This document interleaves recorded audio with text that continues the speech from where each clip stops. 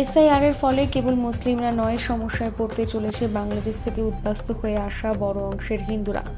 তাদেরকে নতুন করে সিএএ এর মাধ্যমে নাগরিকত্ব দিতে হবে। সেক্ষেত্রে তারা 2026-এর নির্বাচনে ভোট দিতে পারবে না। এসআইআর এর রিসিপ্ট কপি দিয়ে যাতে হিন্দু সম্প্রদায়ের মানুষ ভোট দিতে পারে সেই ব্যবস্থা করতে হবে নির্বাচন কমিশনকে। এই দাবি নিয়ে মালদা জেলা শাসকের দপ্তরে স্মারকলিপি জমা দিল হিন্দু কমিউনিটি ট্রাস্ট। তাদের দাবি, মালদার হবিপুর, বামুনগোলা, পুরাতন মালদা, গাজল সহ বিস্তীর্ণ এলাকায় বাংলাদেশ থেকে আসা বহু হিন্দু রয়েছে। ওদের দাবি পূরণ না হলে আগামী দিনে বৃহত্তর আন্দোলনে নামবে।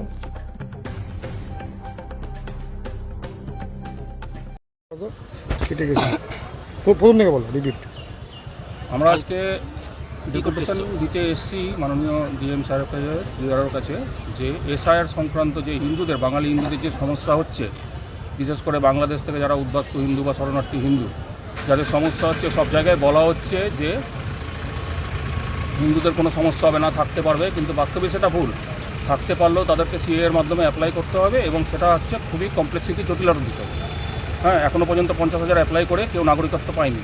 দ্বিতীয়ত হচ্ছে এইসব যদি হিন্দুরা বাদ যায় বিশাল সংখ্যায়, হ্যাঁ, তারা কি 2026-এ ভোট দিতে পারবে? এটার উত্তর হচ্ছে না, কোনোভাবেই তারা ভোট দিতে পারছে না। সুতরাং আমাদের দাবিটা হচ্ছে, যেরকমভাবে প্রথমে দেখানো হচ্ছিল যে সমস্ত রোহিঙ্গা মুসলিম এরা বাদ যাবে, সেটা না, তাদের সংখ্যাটা হচ্ছে 20%, আর হিন্দুদের সংখ্যাটা হচ্ছে 80%।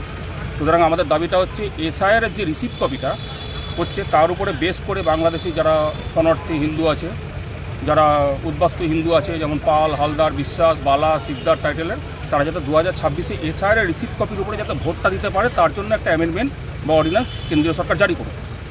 যদি এরা ভোট না দিতে পারে 2026-এ, তাহলে তো এক প্রকার মমতা ব্যানার্জিকে ওয়ান সাইড ওয়াক ওভার দিয়ে দিল কেন্দ্রীয় সরকার, যে আমি কেন্দ্রে আছি, তুমি বাংলাটা সামলাও। ঠিক আছে, এই জিনিসটা আমরা মানবো না। বলছি, রাজ্যের বিরোধী দলনেতা বলছে যে কোনো হিন্দু শরণার্থী কারো নাম কাটা যাবে না, কি বলবো? না, নাম কাটা যাবে না, সেটা 3 বছর 4 বছর যখন মোদির ভোট আসবে তখন তারা ভোটাধিকার পাবে। মানে ও ক্ষেত্রে মোদি নিজের ব্যবসাটা করে নিল, আর এক্ষেত্রে 2026-এ মমতা ব্যানার্জিকে পুরোপুরি বাংলাটা ছেড়ে দেওয়া। এখন কি কোনো হিন্দুর নাম কাটা গেছে মালদাতে? মালদাতে হিন্দুর নাম কাটা গেছে, সেটা আপনার যখন ফাইনাল জাজমেন্ট হবে তখন বুঝতে পারবে যে কত হিন্দু বাদ যাচ্ছে। আমাদের যেটা ধারণা, মঙ্গলবাড়ি মিউনিসিপ্যালিটি 35% হিন্দুর নাম বাদ যাবে, অর্ধেক বামনগোলা বাদ যাবে। কেন অর্ধেক? কারণ এরা হচ্ছে উদ্বাস্তু মতুয়া, এদের কারো 2002-এর, হ্যাঁ, এদের কারো ভোটার লিস্টে নাম নেই, তাদের পরিবারের নাম নেই, তাদের বাবা মার নাম নেই। বিগত 25 বছর ধরে তারা এসে, তাদের তো কোনোভাবে নাম থাকার কথা না, কিন্তু তারা এখানে বাড়িঘর করে নিয়েছে। এবার তাদেরকে যদি অ্যাপ্লাই করে তাহলে 2-3 বছর হয়তো প্রসেসে লাগবে, তারা তো 2026-এ ভোট দিতে পারবে না। বলছি, মূলত যে জায়গাগুলো আপনি বললেন যদি নাম কাটা যায়, কি মুভমেন্ট করবেন?